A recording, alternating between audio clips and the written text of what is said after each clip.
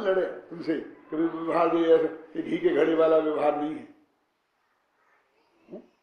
अरे जनवाणी में अकेले घी के घड़े वाला व्यवहार नहीं है। आत्मा में ज्ञान है, दर्शन है, चारित्र है, ये भी व्यवहार है। बोलो है कि नहीं है?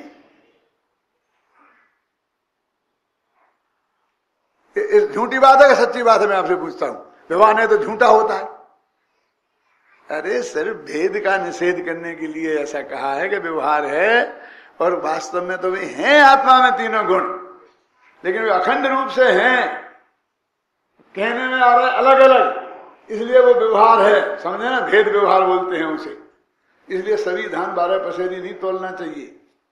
फटाफट हमने उदाहरण दे दिया, घी के घड़े को, मिट्टी के घड़े को घी को घड़ा कहना। अरे वो तो उतरे तो सद्भुत व्यवहार नए का उदाहरण है, वो ये शुद्ध सद्भुत व्यवहार नए का उदाहरण है। ख्याल में है ना? इन दोनों में बहुत मूल कोणी का अंतर है, वो अंतर आपको समझना पड़ेगा।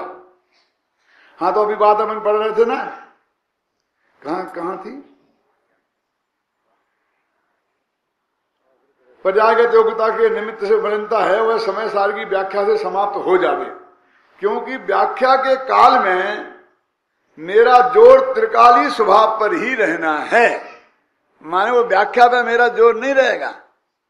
जगह जगह आएगा तो मैं त्रिकाली स्वरूप की महिमा गाऊंगा, वो बताऊंगा अपने श्रोता को। वहां पर वर्णन तो ऐसा होगा कि भाई मोह के उदय से विकार हुआ, और मैं ये बताऊंगा, लेकिन मेरा जोर वहां भी त्रिकाली ध्रुव भगवान आत्मा पर रहेगा, और उससे मेरा ये काम हो जाएगा। देखो तो देखो, एक काम होता है कि नहीं होता है? रुचि के जोर से तो होता है। ये जो कर्ण लब्धि है, उसमें सारा काम तो रुचि के जोर से ही हो रहा है। वहां वैसे भाव तो शुभ भाव ही है, क्रिया शुभ है, और आत्मा का अनुभव अभी हुआ नहीं है, और वो वहां कर्ण लब्धि में चढ़ा है तो गुरु के वचन सुन करके ही चढ़ा है, शास्त्र की वाणी पढ़ करके ही चढ़ा है। मैं ये कहना चाहता हूं कि आपको सम्मत दर्शन की जितनी महिमा हो खूब करो, लेकिन उसके पहले की जो ये स्थिति है, इसके साथ इसको गालियां बककर अपने महा अपराध मत करो। व्यवहार है, वो तो स्वभाव है, वो तो जड़ की क्रिया है। ये जड़ की क्रिया की बात नहीं है, और ना स्वभाव की बात है। विशुद्धता में जो शुद्धता का अंश है उसकी बात है। देखो, आचार्य देव के हृदय में कोई पाप भाव रूप मलिनता तो है नहीं, है ना? यही टीका लिखने, उपदेश देने आदि शुभ भाव रूप ही मलिनता है, और भी और बात तो है नहीं, ख्याल में ना। और वे उसका नाश ही चाहते हैं, ये सब भाव ही नष्ट हो जाए। ये नहीं चाहते कि बना रहे बहुत बढ़िया, उसका भी नाश चाहते हैं। तथा वे अच्छी तरह जानते हैं कि टीका करने के भाव से, टीका करने के भाव रूप मलिनता समाप्त नहीं होगी, पर वे यह भी जानते हैं कि अंतर में 3 कसाय के अभाव रूप जो निर्मलता है, मिथ्यात्व के अभाव से परमे से अपनापन टूट गया है, वह अपने त्रिकाली ध्रुव आत्मा में ही अपनापन आ गया है। उसके बल से, आत्मा की रुचि की तीव्रता से निश्चित ही इस विकल्प का नाश भी होगा और उपयोग शुद्धोपयोग में चला जाए। मैं भूल जाता हूं कि कब शुरू किया था, इसलिए सबको टोकने का अधिकार दिया हुआ है, कोई भी क्या दिला सकता है मुझे। हाँ, तो अभी क्या बात चल रही थी? मैं क्या कह रहा था आपसे? ये कह रहा था कि उसके मर्म की बात मैं आपको बताता हूं कि जो शुभ भाव के काल में जो आत्मानुभूति की तरफ गया ना, वो जो गुरु के उपदेश से जो उसने शुद्धात्मा का निर्णय किया था, और उसमें मुझे तो, मैं तो वो ही हूं, ऐसी तीव्र भावना, उसका नाम रुचि का जोर, यानी विकल्पात्मक बात नहीं। कोई रटना के मैं तो शुद्ध हूं, मैं तो सुबुद्ध हूं, मैं तो बुद्ध हूं, ऐसे रटने से काम नहीं होगा। क्यों? ये भी फिर भेद रूप व्यवहार में चला गया। अंदर से वो जो आत्मा पकड़ में आया गुरु के मुख से, अब उस आत्मा की रुचि की तीव्रता में ये प्रायोगिक लब्धि का परिपाक होता है। प्रायोगिक लब्धि और क्या है? देशना लब्धि के बाद जो प्रायोग लब्धि आती है और क्या है वो प्रायोग्य, माने विशेष प्रकार की योग्यता का परिपाक है। मैं देवलाली में ये प्रायोग्य लब्धि समझा रहा था, तो देशना लब्धि तक समझाने के बाद मैंने कहा कल मैं प्रायोग्य लब्धि समझाऊंगा। तो एक बहन मेरे पास आई कि नहीं पंडित जी गजब हो गया, मैं तो कल जा रही हूं, आप थोड़ी सी प्रयोग विधि मुझे अभी यही समझा दी। क्या आत्मा के अनुभव करने की प्रयोग विधि मुझे अभी समझा दीजिए, मैं कल पे जा रही हूँ। मैं कहा तुम्हें समझ नहीं है कि हाँ, तो मैं कहा रुको, कितनी कीमत तो चुकाओ। प्रयोग, मैं कहा प्रयोग विधि नहीं है, मैं तो प्रायोग्य लब्धि की बात कर रहा हूं। मैं कोई प्रयोग विधि सिखाने वाला नहीं हूं, ना कोई ऐसी प्रयोग विधि है जो सिखाई जाए। कल भी एक भाई ने मेरे से पूछा था कि है ही नहीं कोई विधि ऐसी जो सिखाने लायक हो, तो क्या कह रहे हैं आप कि प्रायोग, प्रा माने विशेष प्रकार की लग जाती है ना, प्रधान, किसी चीज में प्रधान लगा था, दान, दान तो दान है, और प्रदान किया, प्रदान में लग जाता ना सम्मान के साथ, उसमें सम्मान ऐड हो जाता है। तो प्रा माने विशेष प्रकार की योग्यता का परिपाक है। उसकी रुचि के जोर से निरंतर वो बढ़ता है आगे। तो मैं आपसे कह रहा था कि सम्यक दृष्टि हो गया ना, अब उसकी जो निर्जरा हो रही, असंख्य गुणी निर्जरा हो रही है, तो वो भोग के काल में हो रही कि नहीं? देखो ये मना कर रहे हैं, सुनो, युद्ध लड़ रहे उस वक्त हो रही कि नहीं? क्या? और सामायिक कर रहे उस वक्त हो रही कि नहीं? और देव गुरु की पूजन कर रहे उस वक्त हो रही कि नहीं? हो रही सब समय, क्योंकि ऐसा तो वहां निषेध किया नहीं कि सम्यक दृष्टि को ऐसा कर रहा हो तो निर्जरा हो असंख्य गुण, वो तो प्रति समय लिखी है। और ये भी लिखा है शास्त्र में कि वो बहुत काल असुम में भी रहता है। भरत ने बाहुबली में चक्र चलाया, उस वक्त भी असंख्य गुणी निर्जरा, डंडा मारेगा कोई ज्यादा बात करी तो, हत्या कर रहा है उस वक्त निर्जरा, और हम सामायिक कर रहे हैं उस वक्त हमें बंद, पूजा पाठ कर रहे हैं तो बंद। कैसा गजब की बात है कि इससे सिद्ध हो गया कि तुम्हारी ये क्रिया और शुभ भाव कितने निरर्थक हैं। ये नहीं है फिर भी असंख्य गुणी निर्जरा हो रही है, ये है तो उसमें अंशमात्र भी निर्जरा में वृद्धि नहीं हुई। क्या हुआ? अशुभ से शुभ आया, बस खत्म। फिर पाप कर्म से नहीं बन के पुण्य कर्म बन जाएंगे, बस इतनी सी बात हुई है। वैसे क्या है? धर्म तो जिसका नाम है उसमें तो कुछ नहीं हो रहा है इनसे। क्या अब आप समझ लो कि इसकी इनकी महिमा कितनी है और हमारे दिमाग में कितनी चढ़ी हुई है। ये माताएं बहनें, चाहे वो मोक्षु हो चाहे गैर मोक्षु, इनको इतनी गहराई से ये बात घुसी हुई है कि यदि ये दिन में एक उपवास कर लें कि नहीं कहें और मुझे रात में पानी पीते देख लें तो मुझे महापापी दिखता हूं,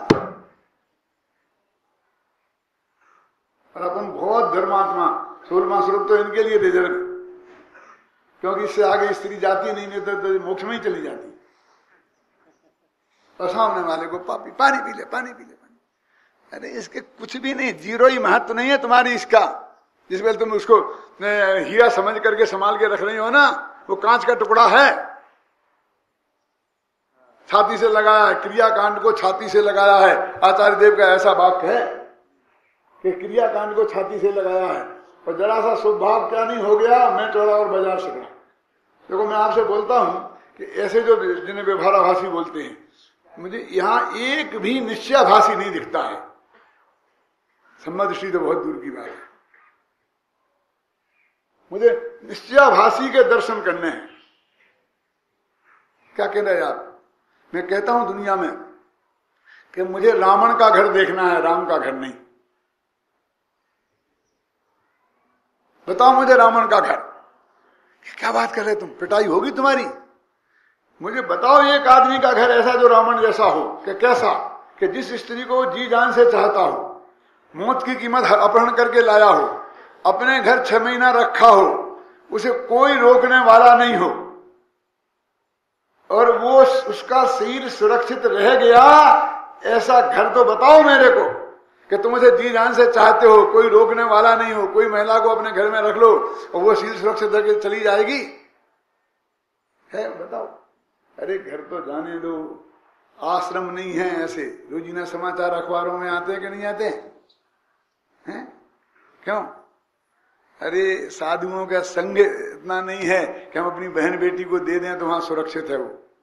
आए किससे कितने पढ़े अखबारों में आपने कि हमने तो लिखे भी हैं? क्यों बोलो, क्या अब मेरा मतलब समझ में आया कि नहीं? क्या बात करते हो तुम? रावण रावण रावण रावण की निंदा करते क्या? तो ऐसे ही मैं ये कहता हूं कि मुझे निश्चयभाषी देखना है। निश्चयभाषी तो उसे कहते हैं निश्चय को उसका तो एकांत होता है। कहां है निश्चयभाषी? सब व्यवहाराभाषी हैं, एक से एक लगा करके। कैसे मैं आपके अब भी हाल आपको थर्मामीटर लगा के बताता हूं और उससे आपको पकड़ में आ जाएगा कि आप हैं कि नहीं है।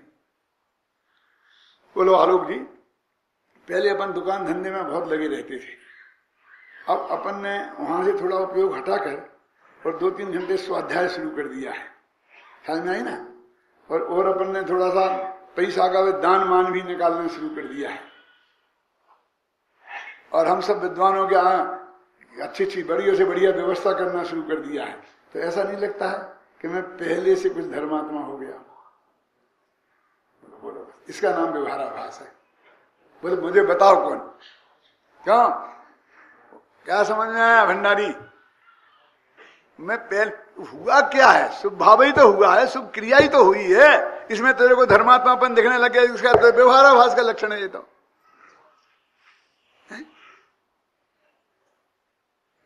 घर की जरा प्रवृत्ति थोड़ी सुधर जाए, मैं तो सब छोड़ दिया, मैं तो कोई धंधा फंदा नहीं करता, मैं तो कोई ये सब दिन ना रात सुबह धंधे में लगे थे, जब से देखो धंधे में लगे रहते, मैं बिल्कुल नहीं करता, मैं बिल्कुल नहीं करता। अरे क्या नहीं करता? बाप दादे का अथवा कहीं से बेटों का रखा है करोड़ों, तो तेरे को करने की जरूरत नहीं है, करते बनता नहीं इसलिए नहीं करता है। इसलिए तो मैं जोड़ा और बाजार सकड़ा हो गया,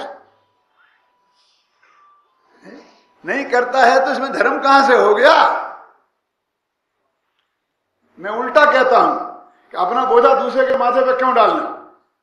करना चाहिए तुम्हें, तुम गृहस्थ हो ना, अपनी जिम्मेवारी खुद उठाना चाहिए, दूसरे के माथे पर नहीं डालना चाहिए। मैंने ब्रह्मचारी लावानंद से कहा था, लावानंद को तो जानते ना आप, गुरुदेव के सामने आते थे ना, हम जाते एक पंडित जी हमारे ऐसी व्यवस्था आपको करना चाहिए, आपको ये करना चाहिए, उसको ये करना चाहिए, और आप ऐसा नहीं करते और आप ऐसा नहीं करते। मैंने कहा ब्रह्मचारी जी ये तो बताओ क्या आपकी हमें क्यों करना चाहिए? आपके क्या है? कौन से गुणस्थान में हो आप? कोई बादशाही में हो ना?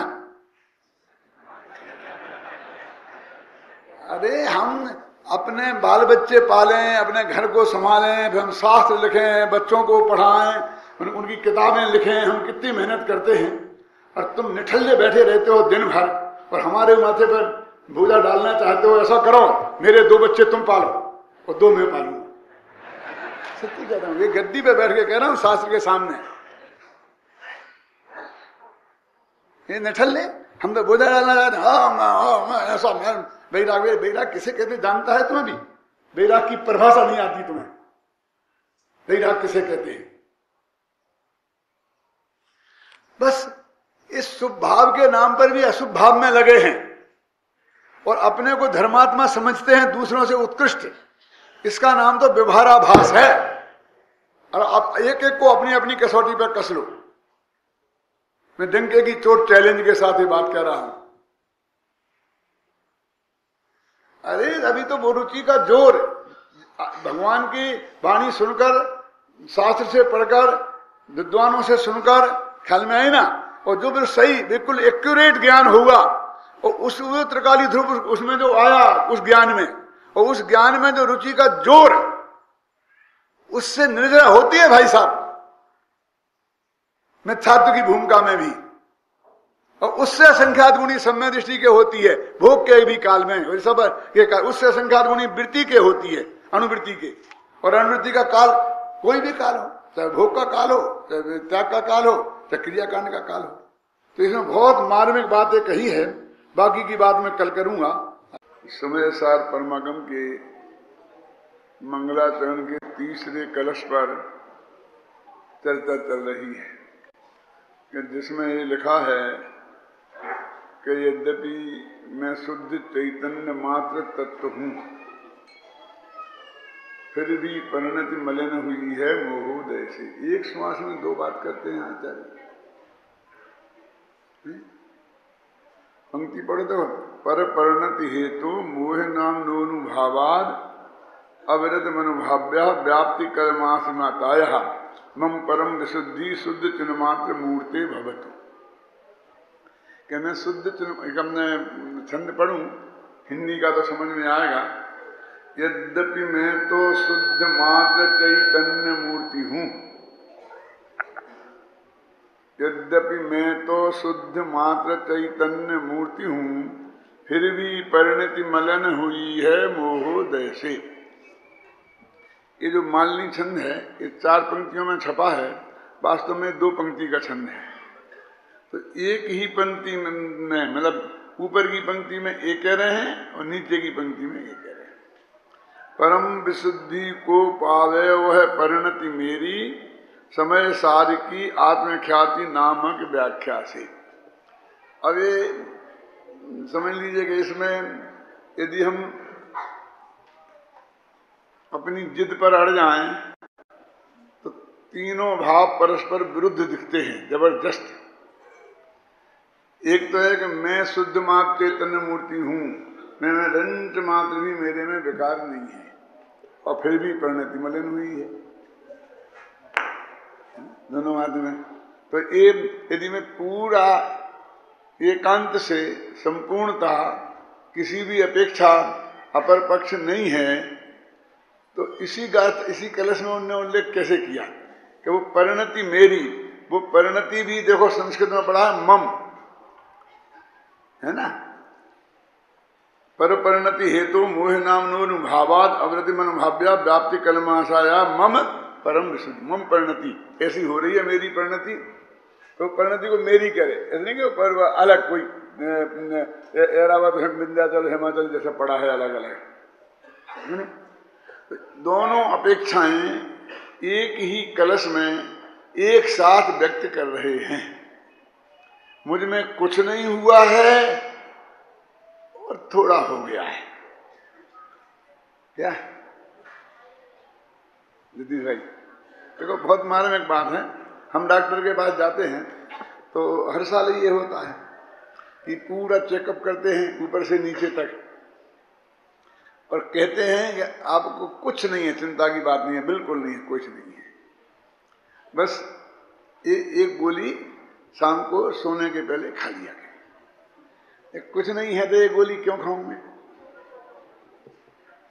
बोलो कि नहीं, वो तो खानी पड़ेगी। कुछ नहीं है का मतलब क्या, मुझे बताओ। कि मैंने जो जांच की है आपके प्रोस्टेट की, उसमें कैंसर तो नहीं है, ये मुझे शक था। तो उस जांच में उसके लक्षण दूर दूर तक नहीं आए हैं।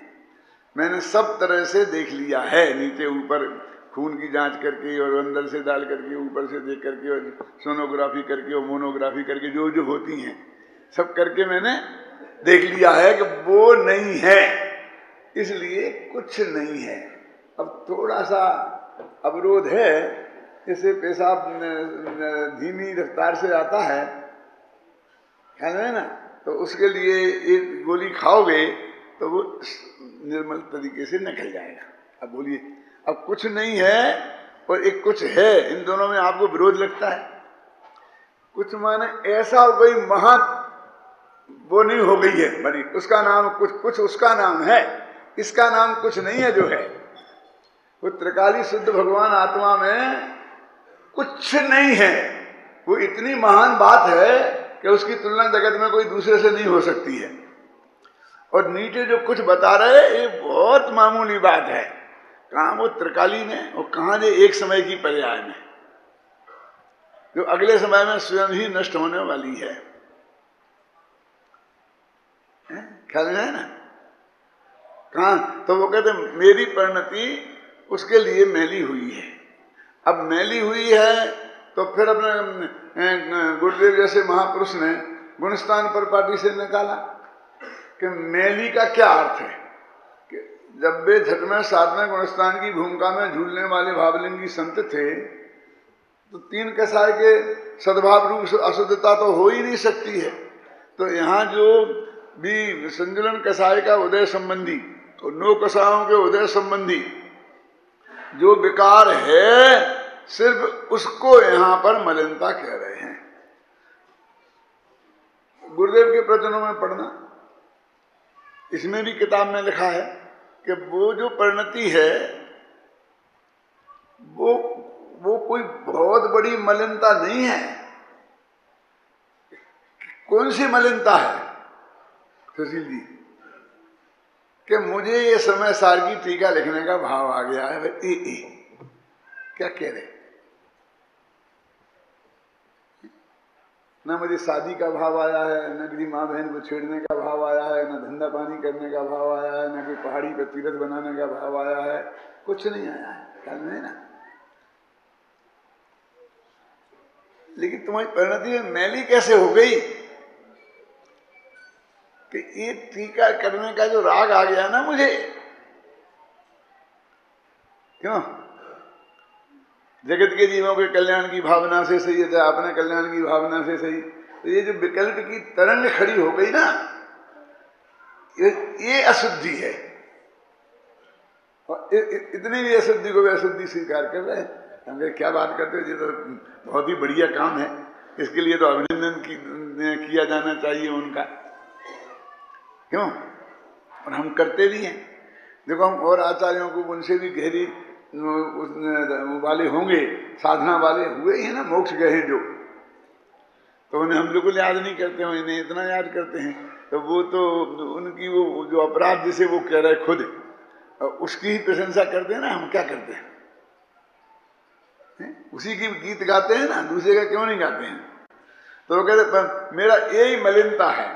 और ये मलिनता फिर देखिए फिर क्या है, परस्पर विरुद्ध बात कि ये टीका करने से ही ठीक हो जाएगी। अरे भारे हो, यही तो मलिनता है कि मेरा भाव आया है, और यही कैसे ठीक हो जाएगी उसी टीका करने से? मतलब सीधी सच्ची बात है कि टीका करने का विकल्प आया है और टीका हो जाएगी तो विकल्प नष्ट हो जाएगा। समझने? बहुत सीधा सच्चा अर्थ कर रहा हूं, अभी गहरा भी करूंगा, चिंता में घबराना नहीं। क्यों? तो ये विकल्प मेरे को आया है, ख्याल में है ना, कि मैं आपसे ये बात कहूं और बस मेरा वो विकल्प कह दिया और आपने सुन लिया गंभीरता से, तो हमारा विकल्प पूरा हो गया, झगड़ा खत्म, वो बात खत्म हो गई। तो जब मैं इसी टीका लिख दूंगा अथवा मैं लिखने का जो भाव है वो समाप्त हो जाएगा। एक तो ये है कि इस टीका की विशुद्धि से हो जाएगी, ऊपर से अर्थ। अब दूसरी वो कहते हैं कि टीका के भाव लिखने के भाव से, उसी को तो मलिनता कहते हैं, और उसी भाव से वो कैसे नष्ट हो जाएगा? तो वो कहते हैं कि वो जो मलिनता है,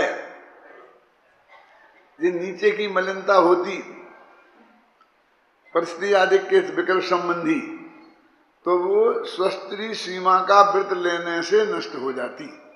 समझना? जो पाप रूप मलिनता होती तो शुभभाव रूप मलिनता से वो साफ हो जाती, भले थोड़ी सी ये मलिनता और नहीं लग जाती, ख्याल में ना। लेकिन ये तो शुभभावी रूप मलिनता है। क्यों? तब ये खून का धब्बा खून से कैसे साफ होगा? समझे? खून का लगा हो धब्बा और लाल कलर का पानी हो, पानी में थोड़ा सा लाल कलर हो, वैसे ऐसा हो, कुएं का पानी मिट्टी है उसमें, बरसाती पानी में, तो उस मिट्टी वाले पानी से धोएंगे तो खून का धब्बा तो धुल जाएगा, लेकिन मिट्टी का धब्बा उसमें लग जाएगा। वसंत भाई, लेकिन जब मिट्टी के धब्बे कोई धोना हो तो मिट्टी से वो कैसे धुलेगा? है नहीं ना। तो वो कहते हैं कि ये बात गुरुदेव फरमा रहे, गुरुदेव ने अर्थ निकाला है जो मैं बता रहा हूं, आप पढ़ लेना सब में देख करके कि उस वक्त जो मेरे त्रिकाली ध्रुव भगवान आत्मा में उनका जोर है। जोर का माने क्या कि मैंने जब सम्यक दर्शन प्राप्त किया था तब उसमें मेरा अपनापन स्थापित हो गया था और वो आज तक कायम है। एक तो ये बात है, श्रद्धा के लेवल पर वो चीज प्रकट पर्याय में आज तक बड़ी दृढ़ता से कायम है। वो मेरे प्रकट पर्याय में के ज्ञान में अभी भी वैसा ही वैसा विद्यमान है। उसमें कोई चेंज कोई परिवर्तन मेरा नहीं हुआ। मेरे उसमें विकल्प की तरंग खड़ी नहीं हुई कि ऐसा है कि नहीं है। एक दफा विचार करके तो देख लो। देखो मैं एक खतरनाक बात कहता हूं और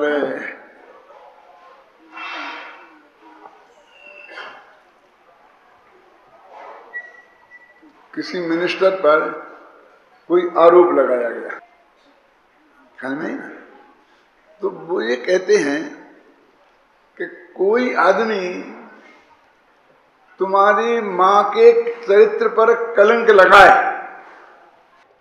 और तू एक जांच बैठा दे तो दूध का दूध, दूध पानी का पानी हो जाएगा। तेरी मां यदि व्यभिचारिणी नहीं होगी तो सिद्ध हो जाएगी तो तेरा कलंक भी मिट जाएगा। क्या भक्ति हो, तुम्हें शर्म नहीं आती है? अरे भाई किसी की जांच बैठाना ही इसमें 90% कलंक लग जाता है।